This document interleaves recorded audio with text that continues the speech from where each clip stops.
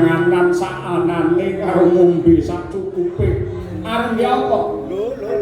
Aku nguyen nang dhuwur gunung kono kaliren utawa keluwen aku tak mangan.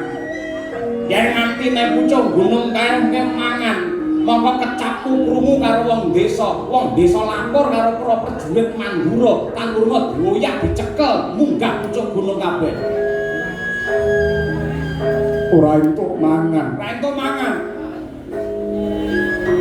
Yen ngono aku tak ngombe ya ora oleh. Wong yen ra mangan kok kakean ngombe iki kok pol-pole ya masuk angin glegeken. Yen nganti kowe glegeken krungu wong desa dilaporke karo prajurit, kowe cekel karo prajurit meneh. Ora entuk mangan, ora entuk ngombe. Yen ngono nggih limur aku tak njaluk rokokmu rong ler ae. Kowe rokok njaluk rek nyilih. Arep apa rokok? Ya nggih klipur rasa tak ngerokok ning pucuk Gunung Jaladara. Kowe ngerokok nang kono kelukmu kedul-kedul ketok kon desa dilaporke prajurit konangan cekel kowe. Ora entuk mangan, ora entuk ngombe, ora entuk ngerokok. Ya wis nek ora tak turu terus ning kono. Kowe turu ngorok-ngorokmu krungu kon desa. Konangan karo prajurit cekel kowe. Lah aku ning pucuk gunung iki ngopo mampane roh gunung iki pengen banget lho Bapak. Aja ngrokok, aja ngombe, aja mangan, aja turu. Ning kowe pasrah marang kurbane Hyang Agung. Pasrah marang ngarsane Gusti sing Maha Murah. Kowe aja pati-pati medhun saka Gunung Jaladara lamun ta urung ana dewa sing nemoni kowe.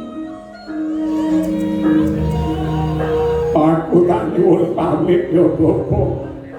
Upamane besok mulih mung kari jeneng sedawane aku dadi anakmu akeh luputku aku njaluk ngapura. Aku wis ndok bluwentah kanthi becik nganti dewasa aku matur nuwun ya Bapak. Aku tak budal dina iki Bapak.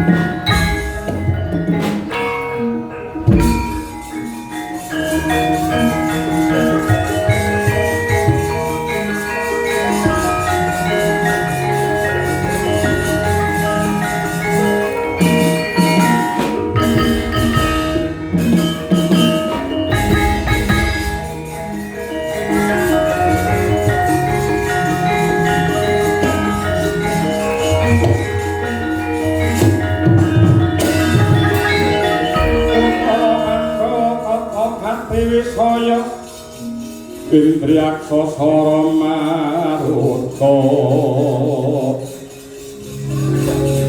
pawana pana margana samirana lan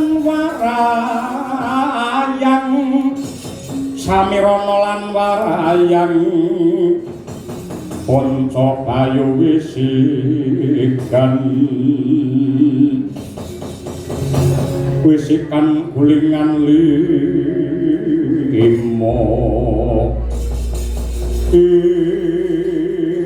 mangke riyen menika wonten para prajurit Denawa ingkang